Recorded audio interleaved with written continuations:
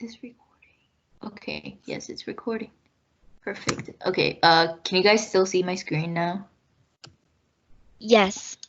Okay, so what is round strategy, right? Round strategy is basically like, well, first it's made up of a lot of things, but like how you can see is like round vision, right? Like across the debate, there's a lot of things that we have to think about. There's like so many speeches, there's 8 speeches in total, but like what's the end goal, right? And the end goal is to, win the debate. Just like how, when you're playing chess, the end goal is to checkmate the opponent, right? So you're making a lot of moves in the middle, but like, and you can lose a couple things, like you can like sacrifice a pawn in order to take a queen or something, right? So what you're doing is you're like giving some concessions in order to win the round, right? So that's what we mean by round vision. Like, it's important to have an idea of where the round is going and which arguments are going to be the most important throughout the debate. So for example, like if I was using round vision, right? I would be looking like by the end of rebuttal, you should be able to kind of see which points you're winning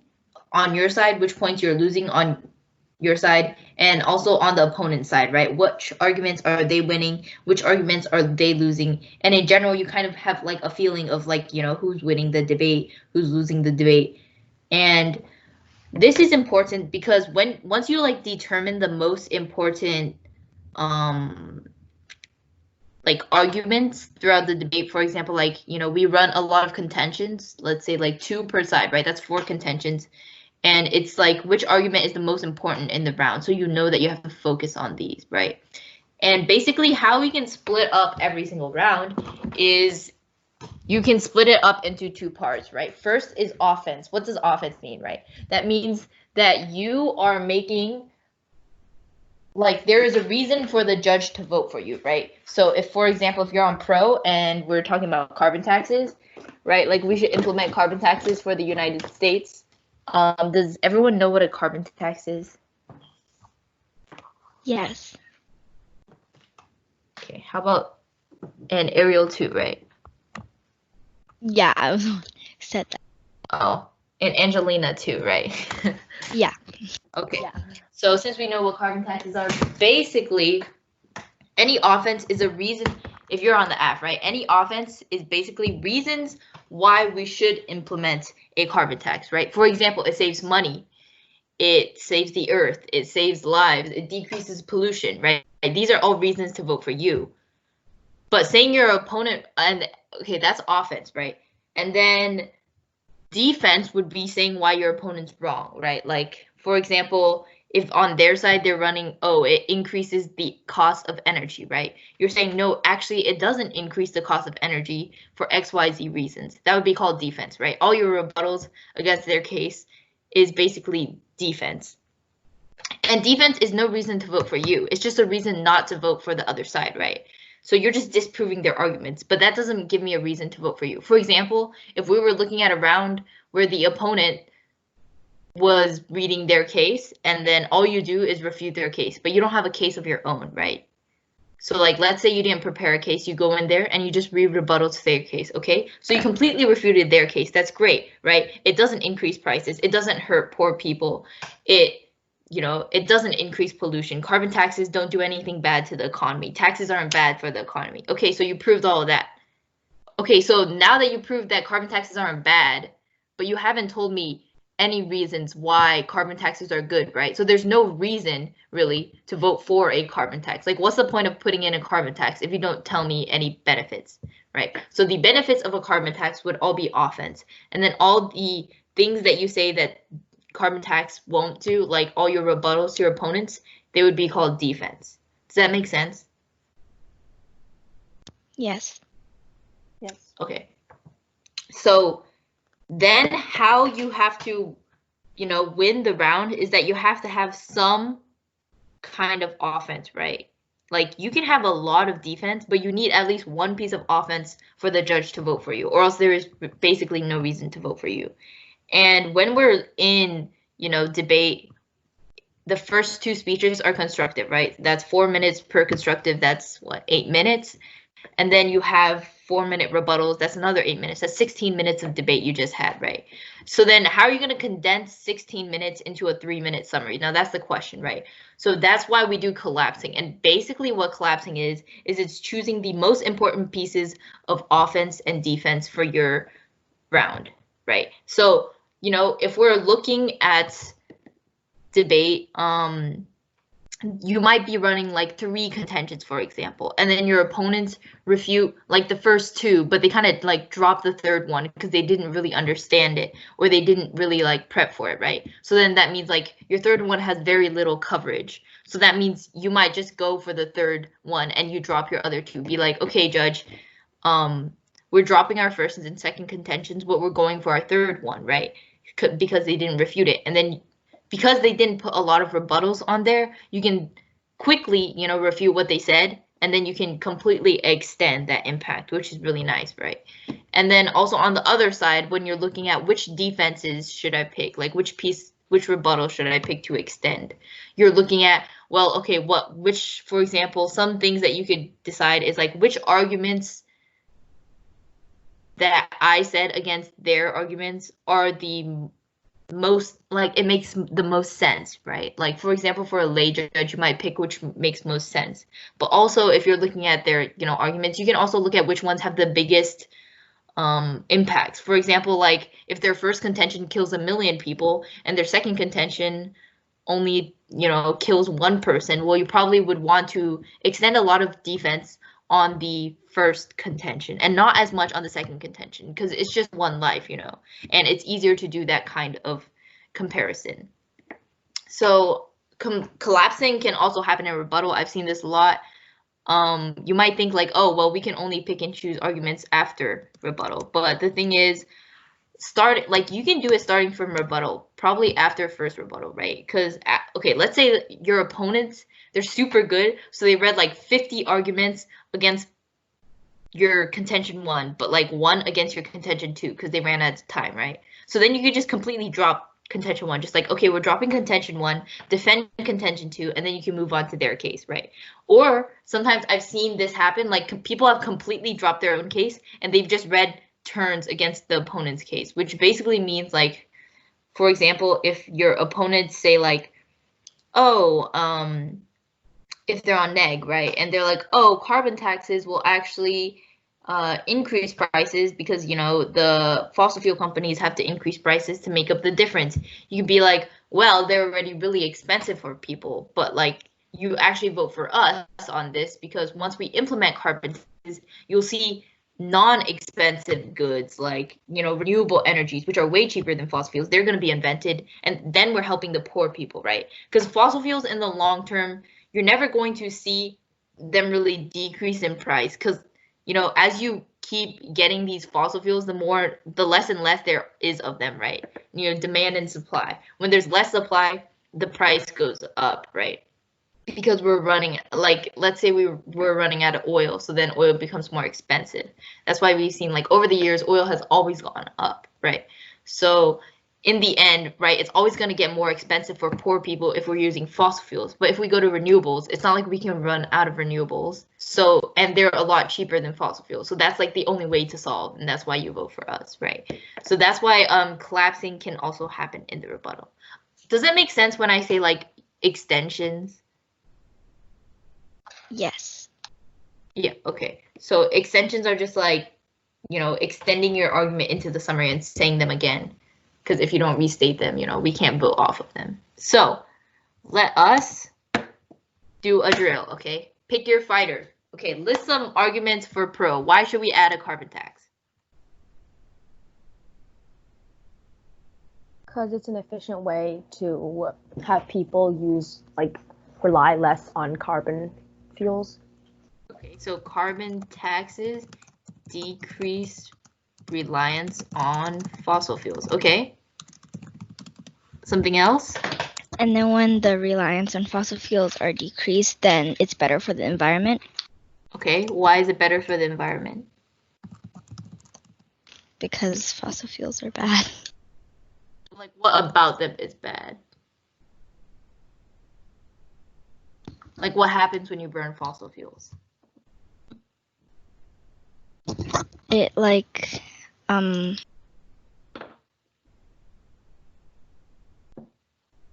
It produces a lot of CO2, right?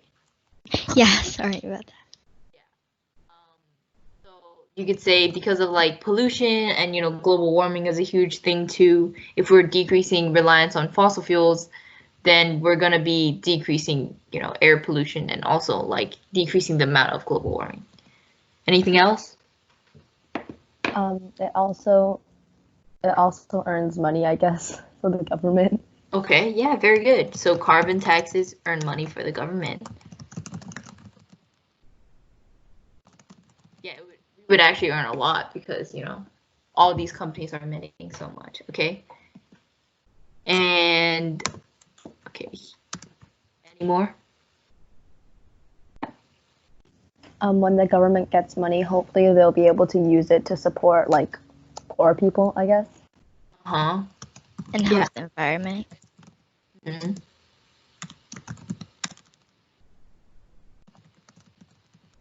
Okay, perfect. Yeah, that's a really good argument. Okay, I'm gonna add some more that you guys didn't mention, like carbon taxes, fuels, innovation in green technology.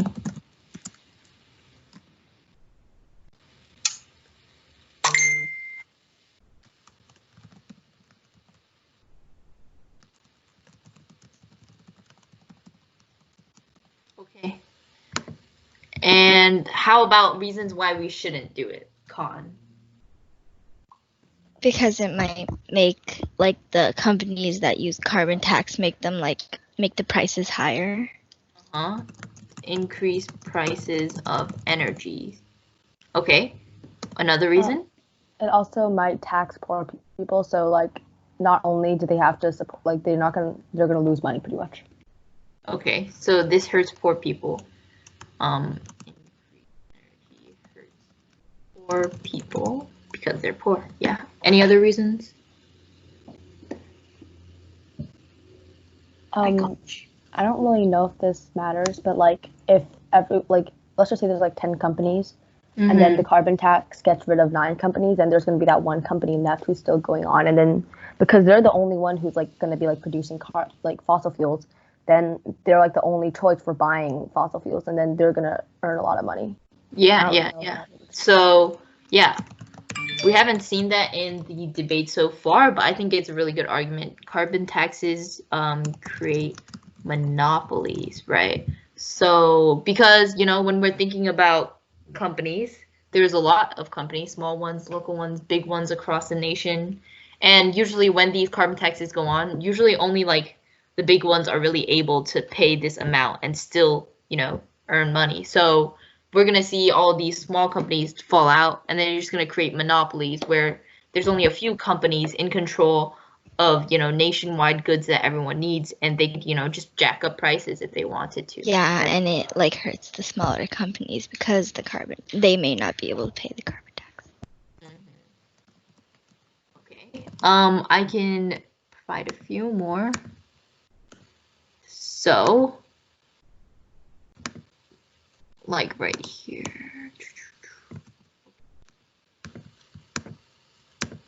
There's also, there's a shift to renewables happening right now. You can say that, right? Like, oh, we're already seeing a lot of solar panels and a lot of wind turbines. But what happens when you carbon tax is that companies lose profit, right? So then the shift to renewables happens slower. So that's probably worse. Like companies also fire employees when there are more taxes, like when they're losing money, right? They have to lay off people. So many And also companies carbon export when taxes are implemented. What this basically means is that, if America is taxing you for emitting carbon, well, they could just move their car company and their car factories over to like China or India or Mexico, where there's not as many of these regulations as there are in America, right? And that doesn't really do anything, right? Like, sure, there's less of pollution in America, but you're just like forcing this pollution onto like random people in other countries, which isn't really a good thing, right? So nothing is really happening in the end. Yes, it's just. So let's say we saw all of these arguments in just one round amazingly somehow, right? So the way that we practice round vision. So like you might be wondering, okay, well, how am I really going to get round strategy, right? Like how do I know which arguments are the most important in the long run? How do I know which one to pick when I'm in such a time constraint in debate, right? So what we're going to do right now is something you can do yourself after debates. So just draw arrows from which arguments connect to another and their relationship, right? For example, if I'm looking at let's say carbon taxes fuels energy efficiency, right? What does that mean? Energy efficiency is just that you get more energy out of the same amount of coal that you burn, right? Like maybe before you were only getting 1 watt per ton of coal. Now you can get 10 per ton of coal, right? The reasoning for this is that, you know, because they have to pay for every carbon emission that they emit, they might as well get more energy from each, you know, ton of carbon that they emit. So that's why we say carbon taxes fuels energy efficiency, right? So what would that be able to refute on this side? Okay, so we're just looking at the arguments and the impacts, right? It doesn't matter what's happening in rebuttal or anything. Just looking here, we see, okay, what do you guys think this would refute?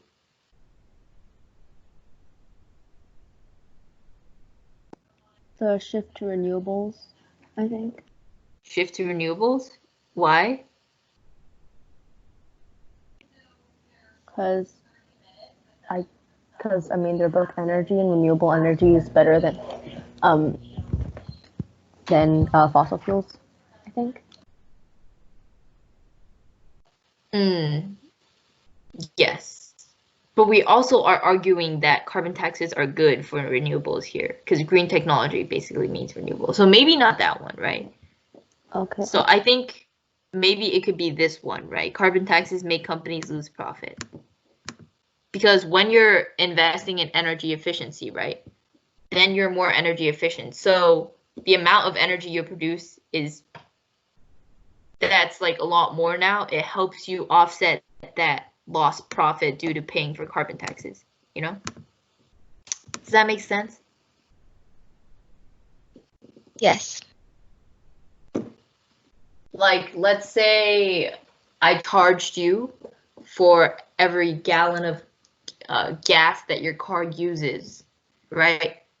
Like $1 per gallon gas, because that's bad for the environment. But then you know, make this car run 1,000,000 miles a gallon. Then basically you're saving a lot of money. So it's like you're not actually losing that much profit. It's not that bad, right?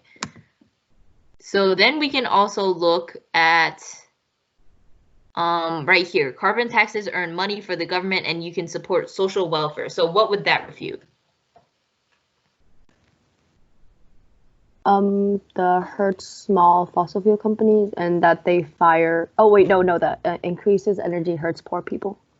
Yes, exactly. Perfect. Because, okay, let's say, sure, we do increase prices, but because of these carbon taxes, we're just taking the carbon tax money and we're just giving it to poor people, right? So like on net, sure, energy costs more, but they're also getting money from the government, so it like cancels out. So it's not that bad.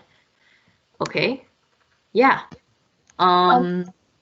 For this, would this, like, if we like actually did this, would this help the con or the pro? The pro or the con? Well, right now, we're gonna do it for both sides, but right now this is helping pro, right? So pro, these arguments are attacking the neg arguments. Okay. Okay. So I think I'll just draw a couple more arrows because we're running out of time. I think this refutes carbon exports too, because, you know, when you're more energy efficient, you aren't losing that many profit. So you won't fire your employees. You won't move to another country because that probably costs more than it's worth. Right. So we're looking at these two. You know, they're kind of attacking each other, and we'll talk about more about that later. But I'll draw some from the neg to the pro now too. Okay, so right, for right here, carbon taxes create monopolies. I think that's good because it will go here. Because monopolies are just going to make them less willing to make renewables. Hurt small fossil fuel companies. Shift to renewables happens slower, right? This also goes against that. When we're looking at it hurts poor people, you know, this kind of goes against that, because if you're weighing, actually, maybe not that one. Let's see.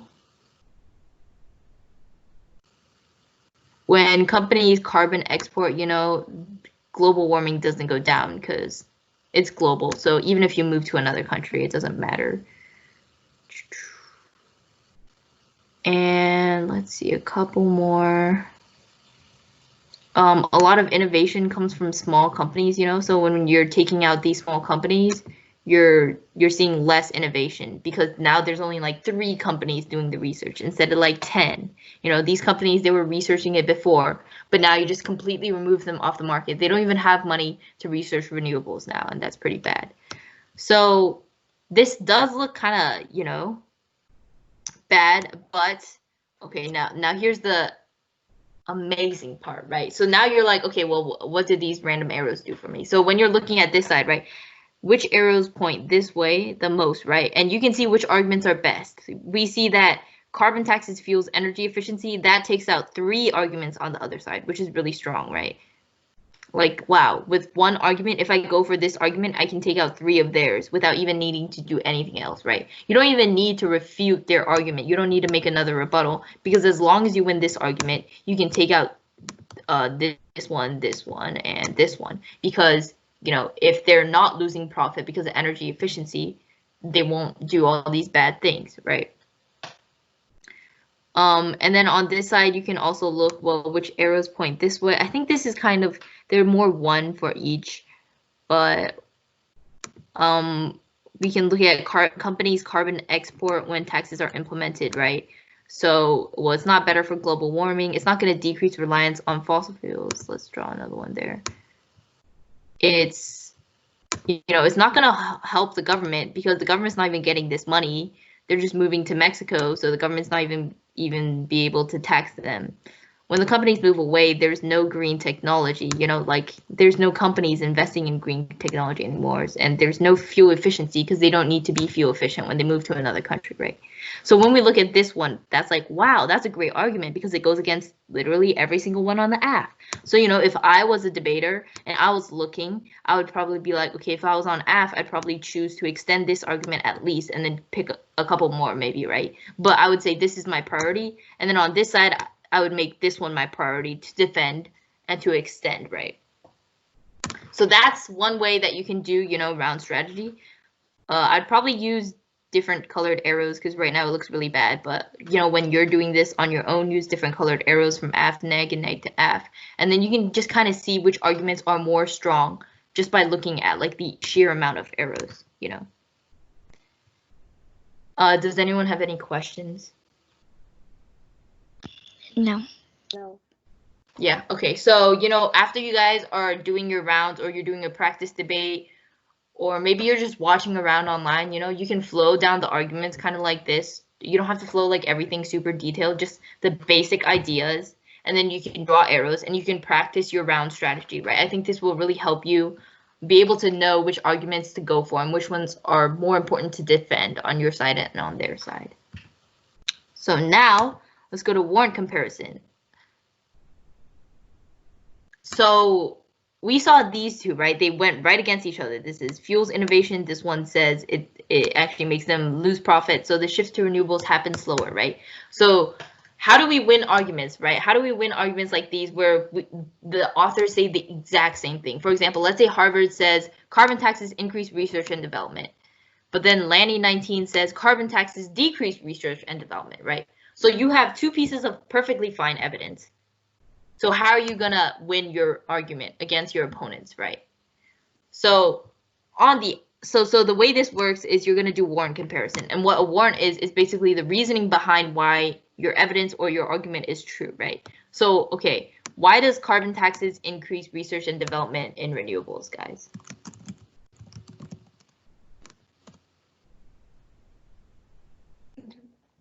Because the taxes give the government money, and the government can use that money to research and develop renewables. Yeah, very good. So carbon taxes give government money for R&D, which stands for research and development in renewables. Perfect. Okay, any other ideas? Okay, we can just use that warrant. And how about this side? Why do carbon taxes decrease research and development in renewables? Because they take the company's money, and then the company don't have that much money anymore, so they have to use the money on the more important parts, and the research and development, that's not like what they're earning money off of. Yes, exactly. That's beautiful. Okay, so then we're looking at this. So which one outweighs, right? So now we're looking at, well, carbon taxes give the government money for research and development in renewables. And then they say, okay, well, it stops companies from doing research and development, right? So now you have to compare, okay, which one is more important? Giving money to the government to do research and development, or giving money to the company so they can do research and development, right? And then, so then we go to our second level of warrant comparison, right? Like, let's say this was like first and second rebuttal, and now we're moving on to summary, and we still have to compare the arguments. So why is the government better for renewables than having companies developing renewables? Because the government is like more powerful and like more professional or something. Okay, yeah, and they have more resources maybe. Like, you know, they can hire like the best researchers and stuff. Okay, well, what about on this side? Because they're companies, it's not only one government, it's like one government, and companies, it's a lot. Multiple companies. Yeah, so many might shut down, better and then it'll lose a lot. One government researching. Yeah, exactly. I think that's a great point. And, you know, what I would have said is also like, you know, if I was on AF, I would say, well, the problem with companies is that we don't even, like, you don't have any proof that they're actually doing R&D right now. I'd say they don't want to do R&D because, you know, they're fossil fuel companies. So, like, if they're developing renewables, aren't they just killing their own source of profit, right? So that's what I would say. So I would say, well, they aren't trying that hard in the first place to examine renewables. That's why the government is way better. But also, you know, if I was on neg, I'd say, well, you know, companies have historically been way better at like research and development than the government, right? Like the government is so bad because of all the bureaucracy. Like you have to pass like so many bills, and like, you know, you have to go through so many levels of authority in order to do something that you want. But like companies, you know, they're profit driven. They're very efficient. So you would see like the renewables would do so much more. The development there would be a lot faster. That's what I would say, right? And yeah, these two are very good too. Okay, so then we're still down to, you know, this versus that. And you can bring another line of reasoning in for the AF, right? So why else do they increase research and development? Well, companies are forced to develop renewables. Why? Because, well, now that burning fossil fuels is so expensive for them, they're going to turn away from fossil fuels and they're going to turn towards renewables, right? So basically, I would say that that's why the neg is wrong, because why would they cut R&D, right? Okay, sure, it cuts your profits, but like, are you just always gonna not research and develop? Like, are you just gonna keep being taxed and you're not gonna do anything about it? Because you're always gonna be taxed on these fossil fuels, right? But instead, if you were to develop renewables, you would actually not be taxed anymore. You would be completely non-taxed, right? You would just, you know, be off and in renewables and thriving. So that's why I would say they'd actually increase research and development in renewables. There's another warrant comparison where, okay, now we're kind of running out of time, so let's talk about weighing. And basically what weighing, oh wait, do we have any questions for the warrant comparison? Nope. No. Okay, yeah. Just want to make sure that you guys know that, like, during rebuttal summary, you know, it's very important to do warrant comparisons. You can't just keep repeating your evidence and being like, Harvard 19 says it increases, and then the neg says Lanny 19 says it decreases, right? Like the judge isn't gonna know what to do, and you can't just keep giving the same warranting for your piece of evidence, right? You can't say Harvard 19 says government increases, right? Lanny 19 says companies decrease. Okay, well, the judge then has to pick, okay, is government R&D more important or is company R&D more important? Because no one told the judge which one is actually more important, right? But if you do the next step, that makes it even more powerful, right? Say government is more powerful and they're more important than companies. So then there you go. You win the warrant comparison. That's why it's very important to like explain the reasoning behind your piece of evidence, but also explain why it's better than your opponent's reasoning for their evidence. Yeah, that's what is missing in a lot of, you know, the middle school debates that I've seen. So that's why if you do this, you're gonna like kick butt in debate. Okay, now let's move on to weighing, right? So we talked about round comparison, and you know, there are more than one way for, I mean, we talked about round strategy, right? So there's also another, like, there's a lot of reasons why you would pick an argument over another one. Like we did the arrows challenge, you know, the arrows could be a reason why, but also on these weighing mechanisms. And now what is weighing? It's basically comparing arguments, right? How you're going to compare the impacts from your arguments. For example, right? Let's say on the AF, they say global warming, and then on the neg, they say it hurts poor people, right? So let's look at reversibility, right? Well, so these are basically mechanisms to weigh.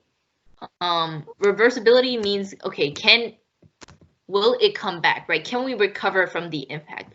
So let's say like, you know, like for example, let's say the neg says, oh, the economy is going to get worse, but AF says global warming, right?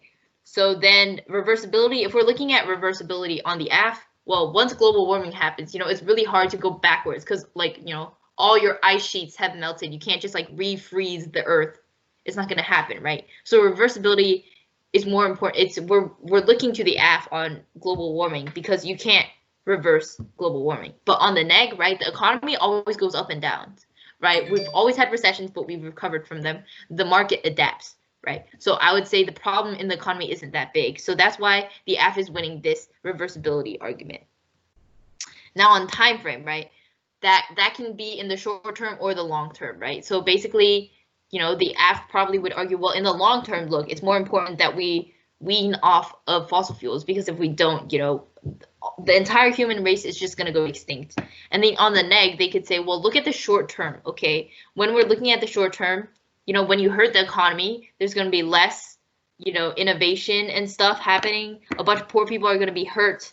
And these poor people are going to die before you even solve global warming, which will take like decades, right? And we say like, look to the present right now. It's more important to save these lives of the poor people that will like just die in a couple of years because you're ruining the economy versus like, you know, global warming, which will happen in like decades later. And we could probably find a different solution, which is not, you know, destroying our economy. So like the time frame can go both ways. It just depends how you argue it. For magnitude, it's like it's like just the number, like how big your number is, right? Like global warming impacts 900, like how many billion people are on Earth? I don't know, like 8 billion people, right? It impacts everybody. But the economy of America only impacts 300 million people. So on magnitude, you know, you're kind of winning there. Scope is kind of similar to magnitude. I would say the way that magnitude and scope are different is that magnitude is also kind of like severity, right? Like let's say AF was also saying we need to put carbon taxes so the government can get more money to stimulate the economy so we don't fall into a recession. And then the neg says, no, if you put taxes on people, we're going to have a recession, right? And the magnitude of the, okay, well, the first recession is that coronavirus is right now. This recession is going to be super bad because, you know, everyone's unemployed if we don't get government stimulus. Okay, that's how bad it's everyone in America. But then this one might be, okay, you're just taxing the company. So maybe like some of the people in the company is going to get fired. And like there's a small, you know, company-wide recession, but not really like all of America recession that really is that deep and horrible, right? So then the magnitude, kind of like the severity of the impact goes to the AF. And then scope would be like how wide it is, right? Like global warming is across the world. Economy bad is just America. So on scope, the AF is winning. Does that make sense? Yes. Wait, Oh, someone else is here. Oh, who else? Sing It's Miles. Hello, Miles. Miles, can you put your email in the chat just so I can add you later?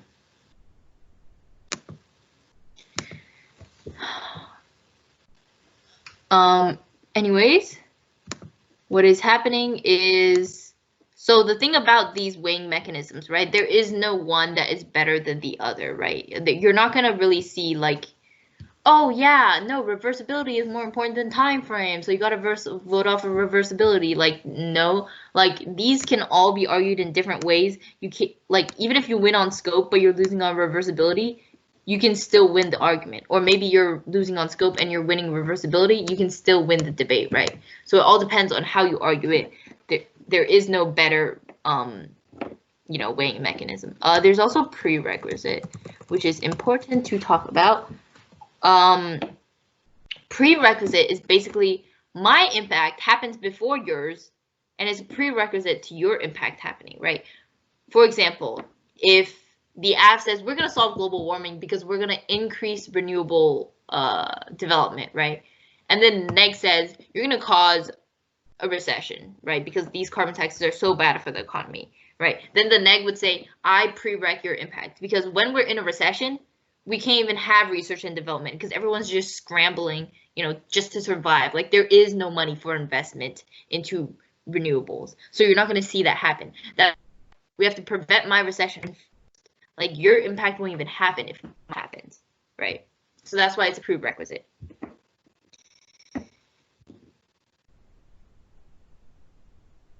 It can also be like it happens before yours, like, you know, for example, if we're doing global warming versus energy costs for poor people, right? Like, well, what is the point of global warming, right? Like, what is the real impact on humans? Well, people are gonna die, right? And like, which population is most vulnerable to global warming? It's probably the poor people because they have less access to resources. You know, if the rich people, their houses gets blown down, they just move to a different state. Like the poor people, their houses get blown down, they'll probably like, you know, be in poverty for a super long time, probably like die of starvation or something. So that's why poor people are hurt the most by global warming. And, you know, when you just put the taxes on these companies and the poor people are hurt the first, right? So that's why they're hurt first. It's a prerequisite to global warming. You have to solve for like the poor people's energy costs first before you can go thinking about like global warming and how that'll help poor people, because global warming is also bad for poor people too. Does that make sense? Yes, thank you. Okay. Yeah, Miles, I'll just use your student account. We have 10 minutes left, which is beautiful. Beautiful. Okay, so we're gonna do warrant comparison number 2. All right, so on the app, we have carbon taxes decrease global warming by Joshi19. On the neg, we have carbon taxes increase global warming by McKinley19. Now, these are just random names of cards I made up. Like, this is not real evidence, but, you know, it very well could be because you see all kinds of evidence out there. So, what are some reasons why carbon taxes decrease global warming, guys? Because carbon tax is like stopping fossil fuels, and fossil fuels is what causes global warming.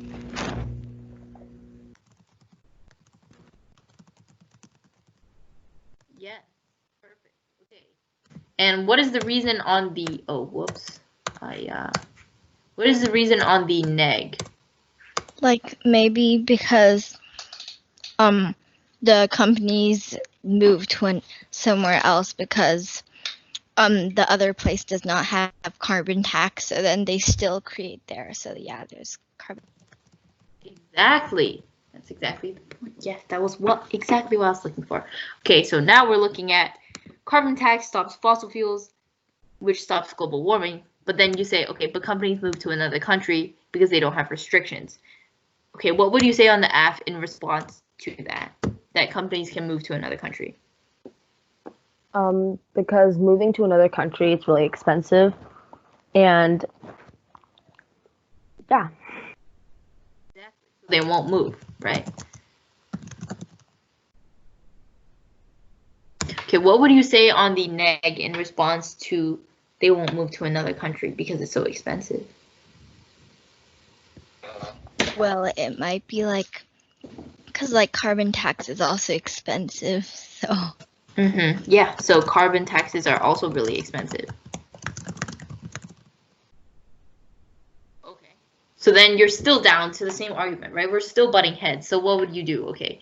Well, I would say in this scenario would be like, yes, on the neg, right? I would say yes, moving to another country is expensive, but this carbon tax expense, like, it's forever, right? As long as you're in America, this carbon tax is just going to be on you and you're just going to keep paying money. But moving to another country, it's just one expense, right? Like, you're just moving once. You're not moving like 3 times. You're not being taxed every single year.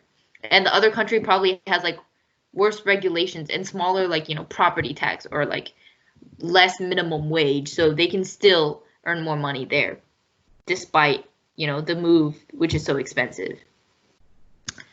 And then, you know, on AF, I would say like moving to another country is super expensive. They won't move because a carbon tax isn't even actually that bad. They'll just probably invest in like energy efficiency and, you know, they'll be completely fine. Like, that's way better than moving, right?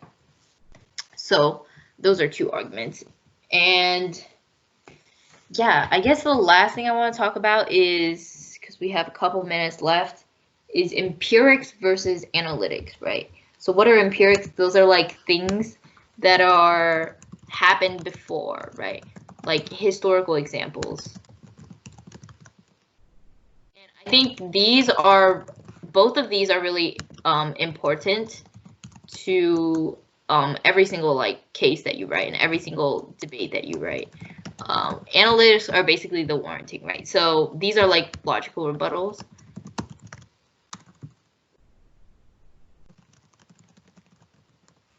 Okay, and these are like historical examples, right? Based on what's happened in the past. So for example, a lot of people use British Columbia because they had a carbon tax and everyone was like, okay, when a carbon tax happened in British Columbia, actually carbon emissions went up. So like, despite whatever we want to think about what actually happens in the real world, how they'll invest in energy efficiency and stuff, it doesn't matter because the real impact of carbon taxes doesn't actually manifest, right? Instead, carbon taxes go up. I mean, carbon emissions go up, right? That would be an empiric. An analytic, a logical rebuttal would be something like, okay, your logic doesn't make sense here. Like, what's the reasoning behind that, right? Like, why would you buy more of something that's more expensive now? Wouldn't it go down instead, right? Like, maybe their evidence is flawed in some way, but it just doesn't make any sense at all for you to say that. So when we're in, I think for lay judges, honestly, they love empirics a lot more. Like, you know, if you can list like examples off the top of your head, they think it's so impressive for some reason. Like, just like, no, in like 2009 or 2008 during the economic crash, XYZ happened. They're like, wow, this kid's smart, you know. And in your case, you always want like an empiric, right? Because we'll find a lot of evidence that says, oh, if we were to implement a carbon tax, carbon emissions would go down by 10%, right? And it all sounds good in theory and on paper, right? But it's like, especially for more complex arguments, like carbon tax is pretty straightforward, but for more complex ideas, if you use an empiric, like, oh yeah, in British Columbia, their carbon emissions went down after they implemented a carbon tax, right? If you give an example like that, a historical example, which was actually true, you prove that the warranting and your analytics is actually true and it's happened in reality, right? So there is not one that is more powerful than the other. Like, empirics are not better than analytics, or analytics are not better than empirics. It all like depends on the judge and also how you argue, right? For example, how would we use empirics to refute analytics? We could be like, okay, well, you know, there's a lot of arguments how like right now Trump is like really worried for his elections because, you know, his response to coronavirus was so bad, like so many people are sick, so everyone's hating him for being a bad president. And then there have been a lot of arguments, people say like, oh, Trump will create a diversionary war with Iran, like basically meaning that like to distract his voters from the coronavirus, he's going to start a war with a different country. So like, oh my God, look at that war. Trump is totally winning that war. And they completely forget about the coronavirus, right? So that's what people say will happen if Trump makes a diversionary war. That's what it means, right? And then, so that would be the analytic, right? Trump's scared of losing election, so he creates a diversionary war. But what happens in empirics, right? You can say, well, okay, sure, maybe all your logic does make sense and all your reasoning does make sense. Maybe like Trump does believe that. But like when you look to reality, like no one's that risky, right? Like no president has ever just started a diversionary war. Like what happened last time? Like if Trump could have started a war, why didn't he do it so far, right? He would be like, in the past, there was like the Great Depression. Like it's not like Roosevelt started a war. He actually solved the economy because he was a good president, right? So like you could say like, okay, in the past this has never happened before, so why would this happen now? Like maybe your ideas make sense, but in reality nothing actually happens. So it can go both ways with empirics and analytics. Oh my god, does anyone have any questions?